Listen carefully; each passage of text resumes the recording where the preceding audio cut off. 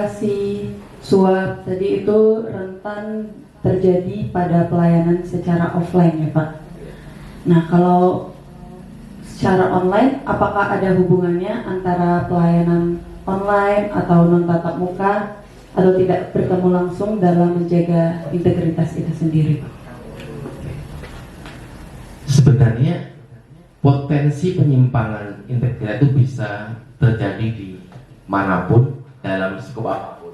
Nah, cuma pertemuan tatap muka, ketemu langsung, kalau di pengadilan dengan para pihak itu lebih rawan terhadap pelanggaran integritas. Ya. Ini berlaku untuk sektor pelayanan publik secara umum sebenarnya. Itu.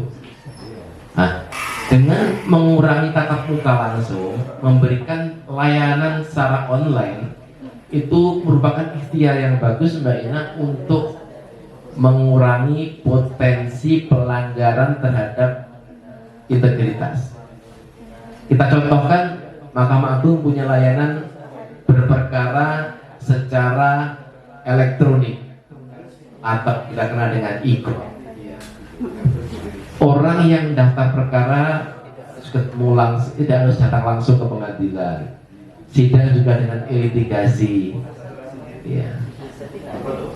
Artinya potensi ketemu tatap muka antara para pihak dengan petugas pengadilan itu berkurang. Itu bisa mengurangi potensi pelanggaran integritas.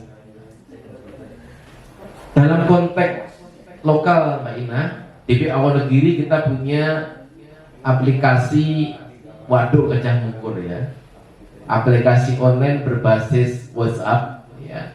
Waduk Gajah Mungkur, WhatsApp terpadu informasi perkara Pengadilan Wonogiri yang terjadwal, mudah, murah dan terukur. Ya. Para pihak yang ingin mendapatkan informasi perkara tidak harus datang ke pengadilan, tapi cukup kirim WA ke nomor yang ditentukan, dia akan dapat informasi. Ini juga mengurangi tatap muka antara petugas pengadilan dengan para pihak. Ya. Ini bisa untuk mengurangi potensi pelanggaran terhadap integritas. Orang mau ngecek jadwal sidang, dia akan mendapat notifikasi atau pemberitahuan otomatis lewat WA. Orang mau ngambil produk pengadilan, putusan akta cerai, dia akan dapat notifikasi melalui WA. Tidak usah ke pengadilan. Bahkan kalau di Wonogiri itu perbatasan bisa sampai 2 jam Mbak Ina jalan dari rumah ke kantor. Artinya bisa menghemat waktu, biaya dan sebagainya. Itu juga bagian sederhana ya. Kita punya komitmen bersama untuk menyederhanakan birokrasi ya. Dulu ada ungkapan birokrasi kompleks ya. Kalau berhubungan dengan birokrasi itu rumit itu dulu. Bahkan ada sindiran kalau bisa dipersulit kenapa bermudah. Itu zaman dulu. Saking orang jengkel dengan birokrasi. Nah, selaku pelayanan publik, kita bergerak pelayanan publik, kita harus peka terhadap itu. Bagaimana kita mencoba menyederhanakan birokrasi, Mbak Ina, dengan memangkas hal-hal yang tidak perlu. Yang bisa dipermudah, ya harus dipermudah. Memang prosesnya begitu. Ya. Itu bagian komitmen kita untuk menyederhanakan birokrasi yang berhubungan dengan menjaga integritas, mengurangi potensi pelanggaran terhadap integritas di Wonogiri. Gitu Mbak Ina. Baik, kalau peran sosial media itu sendiri bagaimana sih Pak dalam menjaga integritas? Dunia modern yang tidak bisa lepas dari sosial media. Ya.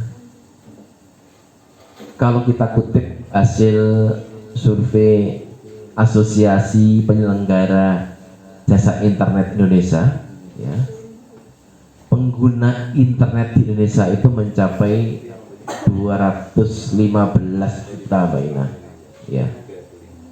215 juta pengguna internet dari 275 jumlah penduduk Indonesia. Artinya 78% penduduk Indonesia itu punya akses internet. Ya. Nah, di antaranya yang paling banyak adalah pengguna WhatsApp, gitu ya. Tadi kenapa kita kemudian banyak pengembangan aplikasi termasuk di antaranya berbasis WhatsApp, gitu ya. Nah, ada beberapa tips sebenarnya bagaimana kita menggunakan medsos itu dengan bijak, yang itu bisa mendukung kita dalam menjaga integritas. Yang pertama adalah saring sebelum sharing. Saring sebelum sharing. Sebelum kita nge-share, kan kita sering kan dapat informasi menarik, kita share, kita bagi. Dapat informasi menarik, kita share. Kadang-kadang kita lupa tabayun. Kadang-kadang kita lupa menyaringnya. Ini informasinya itu valid enggak sih? Hoax enggak sih? Gitu. Asal semangat, apalagi sekarang harus hati-hati. Di tahun politik kita nge-share hal-hal yang berbau politik, harus hati-hati kita selaku PNS atau pegawai negeri. Ya. Kemudian yang kedua, bagaimana kita bermedsos yang bijak itu, hindari pamer harta dan kemewahan. Kalau bahasa kerennya sekarang flexing, flexing sekarang itu. Karena apa? Dengan kita memamerkan harta dan kemewahan itu dapat meruntuhkan nilai integritas yang ada dalam diri kita, yaitu apa? Kesederhanaan, iya, kesahajaan. Itu akan runtuh kalau kita sering pamer. Padahal sebenarnya kan medsos itu kan ruang pamer, Pak Ina ya. Bolehlah kita upload ini itu, tapi asal nggak berlebihan. Iya, artinya yang kita upload kan, orang upload itu sebenarnya kan pengen dia diketahui orang lain juga. Dan untuk menyimpan memori, ya, menyimpan kenangan, tapi juga ruang pamer juga. Tapi boleh, tapi jangan berlebihan memamerkan harta dan kemewahan yang ujung-ujungnya nanti akan disidik oleh KPK, kan gitu, Pak Ina ya. Kemudian dalam bermedsos itu harus menggunakan bahasa yang sopan, ya. Karena apa yang kita ucapkan itu, Mbak Ina, itu cerminan dari hati kita, ya. Jadi kalau orang ngomongnya baik, itu hatinya bisa baik, Mbak Ina.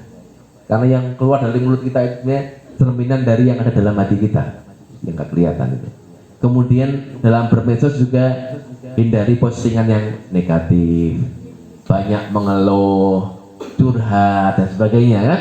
Itu. Nah, itu kan itu yang harus kita perhatikan juga, bermedsos yang berbijak. Kemudian bagaimana kita menjadikan medsos itu media untuk menjaga integritas. Ya, jadikan medsos sebagai sarana untuk pengembangan diri, public campaign. Seperti ini juga bagus sebagai bagian untuk public campaign, Mbak Ina. Begitu kira-kira, Mbak Ina, gambaran sekali kita bermedsos dengan bijak, kita kaitkan dengan menjaga integritas.